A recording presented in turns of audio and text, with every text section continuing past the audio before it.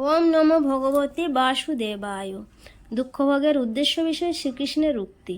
ভগবদ্গীতায় শ্রীকৃষ্ণের শিক্ষা থেকে প্রকাশিত হয় যে দুঃখ অর্থহীন নয়, এটি শক্তি, বৈরাগ্য এবং এক মহত্তর উদ্দেশ্যে আত্মসমর্পণকে জাগিয়ে তোলার এক ঐশ্বরিক উপায়। দুঃখভোগের উদ্দেশ্য বিষয়ে শ্রীকৃষ্ণের উক্তি। দুঃখে শ্রীকৃষ্ণের সান্নিধ্যে সান্ত্বনা খুঁজুন। জীবনের কঠিনতম মুহূর্তগুলোতে ঐশ্বরিক উদ্দেশ্য আবিষ্কার করুন। যদি আপনার কষ্ট আকস্মিক না হয়ে উদ্দেশ্যমূলক হয়। শ্রীমদ্ ভগবদ্ গীতায় ভগবান শ্রীকৃষ্ণের শিক্ষা অনুসারে বেদনা, ক্ষতি এবং প্রতিকূলতা ঐশ্বরিক শাস্তি নয়, এগুলি আত্মাকে গঠন করার উপকরণ।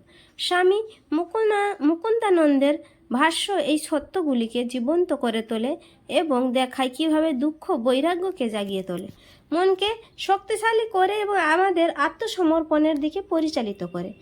এক জড় প্রকৃতির প্রতি আসক্তি দুঃখচক্রের সূচনা করে। শ্লোক গীতা 13:22। যখন প্রকৃতিতে জড়শক্তিতে অবস্থিত পুরুষ জীবাত্মা ত্রিগুণ ভোগ করার আকাঙ্ক্ষা করে, তখন সেগুলির প্রতি আসক্তি তার উচ্চতর ও নিম্নতর গর্ভে জন্মের কারণ হয়ে দাঁড়ায়।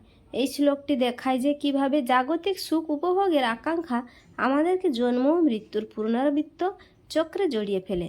স্বামী মুকুন্দানন্দ ব্যাখ্যা করেন যে এই জাগতিক জগতের প্রতি আমাদের কর্মজীবন, সম্পর্ক, সম্পদ এবং এমনকি আমাদের আত্মপরিচয়ের প্রতি গভীর আসক্তি থেকেই দুঃখের উৎপত্তি হয়।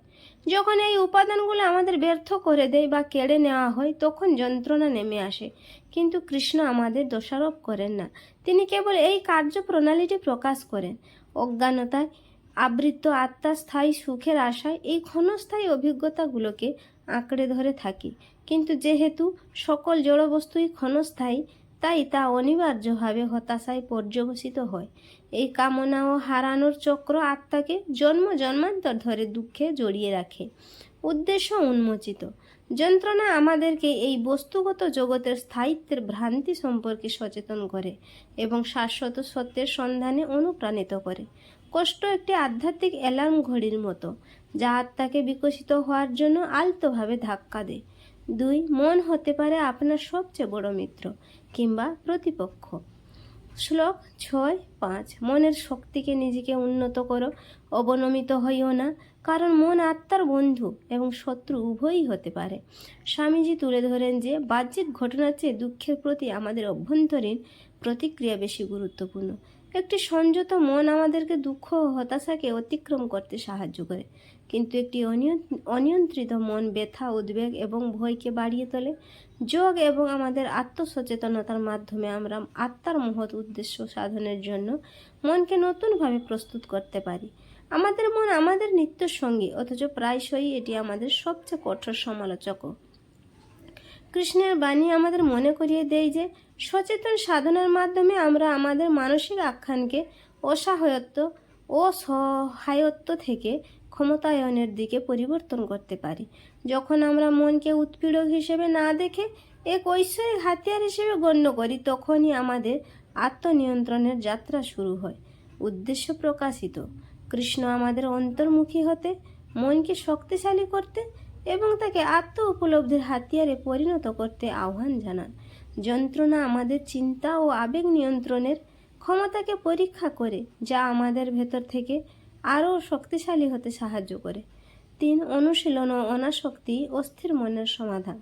শ্লোক ভগবদ্গীতা 6:35। ভগবান শ্রীকৃষ্ণ বললেন, হে কুন্তী পুত্র, তুমি যা বলছো তা ঠিক। মনকে সংযম করা সত্যিই খুব কঠিন, কিন্তু অভ্যাস ও বৈরাগ্যের দ্বারা একে নিয়ন্ত্রণ করা যায়। মানুষের মন চরম পন্থার দিকে ঝুঁকে থাকে, হয় আনন্দে মগ্ন থাকে, নয়তো দুঃখে আচ্ছন্ন থাকে। যখন আমরা কষ্ট পাই, তখন এই মানসিক অস্থিরতা আরও বেড়ে যায়।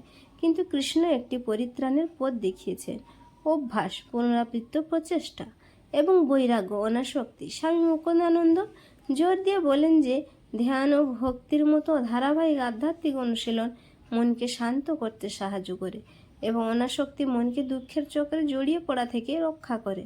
অনাসক্তি মানে উদাসীনতা নয়, এর অর্থ হলো কোনো কিছুর সঙ্গে অতিরিক্ত একাত্ম না হয়ে সেটিকে যেমন আছে ঠিক তেমনভাবে দেখা।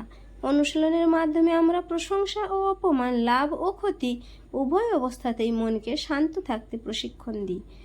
সময়ের সাথে সাথে এটি গভীর অন্তরের শান্তির দিকে নিয়ে যায়। উদ্দেশ্য উন্মোচিত জীবনের প্রতিকূলতা আমাদের দৈনন্দিন সাধনাকে আরও দৃঢ় করার সুযোগ করে দেয়।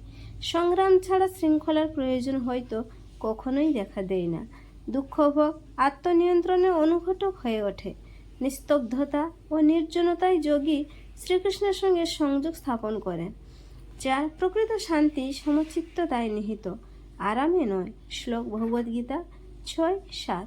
যে যোগীরা মনকে জয় করেছেন তারা শীত উষ্ণতা, আনন্দ দুঃখ এবং সম্মান অসম্মানের দ্বৈততা থেকে ঊর্ধ্বে ওঠেন। এই ধরনের যোগীরা ঈশ্বরের প্রতি তাদের ভক্তিতে শান্ত ও অবিচল থাকেন। আমাদের অধিকাংশই নিয়ন্ত্রণের মাধ্যমে শান্তি খুঁজি, দুঃখ দূর করে আনন্দকে সর্বোচ্চ করার আশায়। কিন্তু শ্রীকৃষ্ণ শান্তির এক গভীরতর সংজ্ঞা দিয়েছেন, সমচিত্ততা। ভক্তিতে প্রথিত ব্যক্তি শান্ত থাকেন এই কারণে নয় যে তার জীবন নিখুঁত, বরং এই কারণে যে তার মন ঈশ্বরে প্রথিত। স্বামীজি উল্লেখ করেছেন যে সমচিত্ততাই প্রকৃত আধ্যাত্মিক পরিপক্কতার লক্ষণ। এই ধরনের স্থিরতা প্রতিকূলতার মধ্য দিয়েই গড়ে ওঠে। যেমন আগুনে সোনা বিশুদ্ধ হয়, তেমনি কষ্টের মধ্য দিয়ে আত্মা পরিশুদ্ধ হয়। প্রতিটি প্রতিকূলতার সাথে ভক্ত স্থির থাকতে শেখে, এই উপলব্ধি থেকে যে সমস্ত অভিজ্ঞতাই শাশ্বত আত্মার যাত্রাপথের ক্ষণস্থায়ী পর্যায় মাত্র। উদ্দেশ্য উন্মোচিত দুঃখ কষ্ট আমাদেরকে ক্ষণস্থায়ী উত্থান পতন থেকে বিচ্ছিন্ন হতে এবং আরও গভীর কিছু দূর সন্ধান করতে সাহায্য করে। ঈশ্বরের মধ্যে প্রথিত এক আভ্যন্তরীণ ভারসাম্য। 5. আত্মা চিরন্তন, দেহ অস্থায়ী। শ্লোক ভগবদ্গীতা 2:13। যেমন দেহধারী আত্মা ক্রমাগত শৈশব থেকে যৌবন ও বার্ধক্যে গমন করে, তেমনি মৃত্যুর সময় আত্মা অন্য দেহে প্রবেশ করে। জ্ঞানী ব্যক্তিরা এতে বিভ্রান্ত হন না। হারানোর ভয়, বার্ধক্য বা মৃত্যুর ভয় প্রায়শই দুঃখকে বাড়িয়ে তোলে, কিন্তু কৃষ্ণ আমাদের স্মরণ করিয়ে দেন যে আমরা শরীর নই, আমরা অভিজ্ঞতার মধ্য দিয়ে গমনকারী নিত্য আত্মা। স্বামী মুকুন্দানন্দ সুন্দরভাবে ব্যাখ্যা করেছেন যে যখন আমরা এই সত্যটি স্মরণ করি তখন তীব্রতম যন্ত্রণাও হালকা হয়ে যায়। জ্ঞানী ব্যক্তিরা বোঝেন যে প্রতিটি কষ্টই ক্ষণস্থায়ী, কিন্তু আত্মা টিকে থাকে। এই উপলব্ধি আমাদের ভয় থেকে মুক্তি দেয়। যৌবন, সম্পদ বা ক্ষণস্থায়ী মুহূর্তগুলোকে আর শক্ত করে আঁকড়ে ধরার প্রয়োজন নেই। আত্মার যাত্রা এই জীবনের বহুদূর পর্যন্ত বিস্তৃত, এবং প্রতিটি অভিজ্ঞতা, এমনকি বেদনাদায়কগুলোও আমাদের বিকাশে সহায়তা করে। উদ্দেশ্য উন্মোচিত দুঃখভোগ আমাদের দৈহিক স্থায়িত্বের ভ্রম ভেঙে দেয় এবং আমাদের শাশ্বত স্বরূপের কথা স্মরণ করিয়ে দেয়। 6. ভক্তদের জন্য ঐশ্বরিক সুরক্ষা সর্বদা বিদ্যমান থাকে। দিব্য করুণায় শ্রীকৃষ্ণ তার ভক্তকে আশীর্বাদ করেন। শ্লোক ভগবদ্গীতা 9:22। এমন কিছু লোক আছেন যারা সর্বদা আমার কথা চিন্তা করেন এবং একনিষ্ঠভাবে আমারই আরাধনা করেন।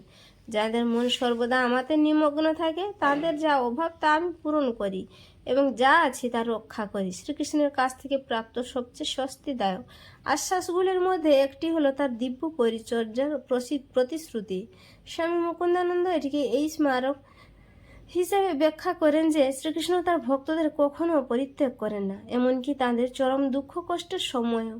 যা ক্ষতি বলে মনে হয় তা প্রায়শই দৈব হস্তক্ষেপ, যা আধ্যাত্মিক লাভের জন্য পথ তৈরি করে দেয়। যখন আমরা ঈশ্বরের উপর আস্থা রাখি তখন আমরা এক উচ্চতর বুদ্ধিমত্তার সাথে একাত্ম হই, যা আমাদের পরম মঙ্গলের জন্য ঘটনা প্রবাহ পরিচালনা করে। যা একটি প্রতিবন্ধকতা বলে মনে হতে পারে, তা প্রায়শই একটি দিক পরিবর্তন। আজকের কষ্টই হয়তো আগামীকালের সুরক্ষা। উদ্দেশ্য প্রকাশিত প্রতিকূলতার মাঝে বিশ্বাস আরও গভীর হয়। কষ্ট শ্রীকৃষ্ণের প্রেমময় নির্দেশনার প্রতি আস্থা স্থাপনের দ্বার হয়ে ওঠে। 7. ধর্মের অবক্ষয় ঘটলে ঈশ্বর হস্তক্ষেপ করেন। শ্লোকসমূহ গীতা 4:7। হে অর্জুন, যখনই ধর্মের অবক্ষয় ও অধর্মের বৃদ্ধি ঘটে তখনই আমি পৃথিবীতে নিজেকে প্রকাশ করি। স্বামীজি ব্যাখ্যা করে বলেন, দুঃখভোগ প্রায়শই দৈব হস্তক্ষেপের সূচনা। বৈশ্বিক স্তরেই হোক বা আমাদের ব্যক্তিগত জীবনেই হোক, কৃষ্ণ আমাদের আশ্বাস দেন যে কোনো অবিচারই অমীমাংসিত থাকবে না। তিনি হয়তো দৃশ্যমান রূপে অভিভূত হন না, কিন্তু তার কর্মই মহাজাগতিক ভারসাম্যকে পরিচালিত করে। অনেক সময় আমরা প্রশ্ন করি, কেন অশুভ শক্তি জয় হয়, অথবা সঠিক কাজ করতে গিয়ে কেন আমাদের কষ্ট ভোগ করতে হয়। কৃষ্ণ আমাদের আশ্বাস দেন যে শেষ পর্যন্ত ধর্মেরই জয় হবে। আমাদের ভূমিকা হলো ন্যায়ের সঙ্গে একাত্ম থাকা। এই বিষয়ে এই বিষয়ে এই বিশ্বাস রেখে যে ঈশ্বরের ন্যায় বিচার সময়ের সাথে সাথে প্রকাশিত হয়। ভগবান শ্রীকৃষ্ণ শ্রীমদ্ ভগবদ গীতায় উল্লেখ করেছেন যে জীবনে যারা বিশেষ কিছু দুঃখ কষ্ট ও পরিস্থিতি ধৈর্যের সাথে সহ্য করতে পারে তারা অত্যন্ত ভাগ্যশালী এবং ঈশ্বরের অত্যন্ত প্রিয়। সনাতন ধর্ম এবং গীতার গভীর দর্শন অনুযায়ী এই 5টি বিশেষ কষ্ট ও পরিস্থিতি নিচে আলোচনা করা হয়। অপমান সহ্য করা। কোনো অন্যায় না করেও যখন কেউ সমাজে অপমানিত বা অবহেলিত হয় তখন তা সহ্য করা সবচেয়ে কঠিন কাজ।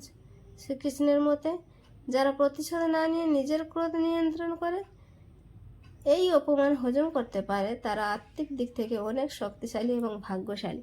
প্রিয়জনের কাছে থেকে পাওয়া বা বিশ্বাসঘাতকতা। নিজের সবচেয়ে কাছের মানুষের কাছ থেকে কষ্ট বা বিশ্বাসঘাতকতা পাওয়া চরম যন্ত্রণা দেয়। যে ব্যক্তি এই কষ্ট সহ্য করেও নিজের মনের সরলতা ও ভালোবাসা হারিয়ে ফেলে না, ভগবান তাকে বিশেষভাবে কৃপা করে। দারিদ্র বা অভাবের দিনগুলো জীবনের কঠিন সময়ে যখন চারপাশের মানুষ মুখ ফিরিয়ে নেয় এবং চরম অভাবের মুখোমুখি হতে হয় তখন অনেকেই ভেঙে পড়ে অধর্মের পথ বেছে নেয়। কিন্তু অভাবের কষ্ট সহ্য করেও যে নিজের সততা বজায় রাখে সে ঈশ্বরের আশীর্বাদ লাভ করে। একাকিত্ব বা নিঃসঙ্গতা। যখন নিজের বলতে কেউ থাকে না এবং মানুষ সম্পূর্ণ একা হয়ে পড়ে তখন মনের ভেতর এক তীব্র কষ্টের সৃষ্টি হয়। শ্রীকৃষ্ণ বলেন এই একাকিত্ব আসলে ভগবানের কাছাকাছি আসার একটি সুযোগ। যিনি এই সময় বিচলিত না হয়ে নিজেকে ঈশ্বরের চরণে সঁপে দেন তিনি পরম শান্তি লাভ করেন। অতীতের ভুলের অনুশোচনা ও মানসিক সংগ্রাম। নিজের করা কোনো ভুলের জন্য মনের ভেতর অনবরত চলতে থাকা অপরাধবোধ ও দুঃখ সহ্য করাও এক বড় পরীক্ষা। যে ব্যক্তি এই মানসিক কষ্ট সহ্য করে নিজেকে শুধরে নেওয়ার চেষ্টা করে শ্রীকৃষ্ণ তার সব পাপ ধুয়ে মুছে তাকে সঠিক পথ দেখান। ভগবান শ্রীকৃষ্ণ বলেছেন, গীতায় স্পষ্ট বলেছেন, সুখ দুঃখের এই আসা যাওয়া হলো ঋতু পরিবর্তনের মতো ক্ষণস্থায়ী। তাই হে অর্জুন, তুমি এগুলোকে ধৈর্যের সাথে সহ্য করতে শেখো। যারা এই পরীক্ষাগুলোতে উত্তীর্ণ হয় তারাই প্রকৃত সুখী ও ভাগ্যশালী। ভগবান শ্রীকৃষ্ণ শ্রীমদ্ ভগবদ গীতায় এবং বিভিন্ন পুরাণে উল্লেখ করেছেন যে জাগতিক দুঃখ কষ্টকে যারা অবিচলিতভাবে সহ্য করতে পারেন এবং তা ঈশ্বরের কাছে হিসেবে মেনে নেন তারাই প্রকৃত ভাগ্যশালী বা ঈশ্বরের প্রিয় ভক্ত। আধ্যাত্মিক আলোচনা ও বিভিন্ন ধর্মীয় ব্যাখ্যা অনুযায়ী শ্রীকৃষ্ণের চয়ন করা বা কৃপা পাওয়া ভাগ্যশালী মানুষদের যে 5টি গভীর দুঃখ কষ্ট বা পরিস্থিতি সহ্য করতে হয় সেগুলি নিচে বিস্তারিত আলোচনা করা হলো। একাকিত্ব এবং প্রিয়জনদের ভুল বোঝাবুঝি। সত্য ও ধর্মের পথে চলে অনেক সময় অত্যন্ত কাছের মানুষরাই আপনাকে ভুল বুঝতে পারে। শ্রীকৃষ্ণ নিজের জীবনের বড় একটি সময় একাই লড়াই করেছেন। তাই একাকিত্ব বা একা হয়ে যাওয়ার কষ্ট যারা সহ্য করে ঈশ্বরের ওপর বিশ্বাস রাখেন তারা আধ্যাত্মিক দিক থেকে অত্যন্ত শক্তিশালী হন। 2 ভালো করে অবহেলা বা অপমান পাওয়া। নিজের স্বার্থ ত্যাগ করে অন্যের ভালো করার পরেও যখন বিনিময়ে কেবল অবহেলা নিন্দা বা অপমান জোটে তখন মন ভেঙে যাওয়া স্বাভাবিক। শ্রীকৃষ্ণ শিখিয়েছেন এই ধরনের পরিস্থিতি মানুষের ভিতরের অহংকার বা আমি ভাবকে ধ্বংস করে তাকে খাঁটি সোনা বানিয়ে তোলে। তীব্র মানসিক ও পরিস্থিতির পরীক্ষা। যখন চারপাশ থেকে একের পর এক সমস্যা ধেয়ে আসে এবং কষ্টের শেষ থাকে না তখন মানুষের ধৈর্যের চরম পরীক্ষা হয়। কুন্তী দেবী যেমন শ্রীকৃষ্ণের কাছে সারা জীবন শুধু দুঃখ চেয়েছিলেন যাতে প্রতি মুহূর্তে ভগবানকে স্মরণ করতে পারেন, ঠিক তেমনি তীব্র সংকটেও যারা ভেঙে না পড়ে কৃষ্ণ নাম স্মরণ করেন তারা অত্যন্ত সৌভাগ্যবান। যার গভীর মানসিক আঘাত বা বিশ্বাসভঙ্গ। জীবনের কোনো না কোনো মোড়ে অত্যন্ত বিশ্বস্ত মানুষের কাছ থেকে বড় ধরনের প্রতারণা বা আঘাত সহ্য করতে হয়। গীতায় বলা হয়েছে এই কষ্ট মানুষের জাগতিক মোহ এবং মায়া থেকে মুক্ত হতে সাহায্য করে যা তাকে পরমেশ্বরের আরও কাছাকাছি নিয়ে আসা যায়। কর্মফলের কঠিন পরিস্থিতি ও ত্যাগ। অনেক সময় সৎ পথে চলেও নিজের পূর্বকর্মফল ও পরিস্থিতির কারণে কঠিন কষ্টের মধ্য দিয়ে যেতে হয়।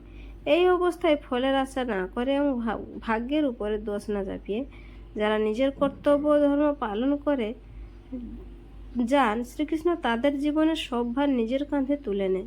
শ্রীকৃষ্ণের মূল বাণী সুখ ও দুঃখ ক্ষণস্থায়ী, এরা শীত ও গ্রীষ্মকালের মতন আসে আর যায়।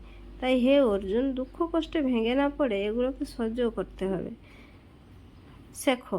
যারা এই 5টি পরিস্থিতি বা কষ্টের ধৈর্যের সাথে সহ্য করতে পারেন তারা ভগবানের বিশেষ কৃপার পাত্র এবং আধ্যাত্মিক জগতে অত্যন্ত উচ্চ আসনের অধিকারী হন। হরে কৃষ্ণ, রাধে রাধে।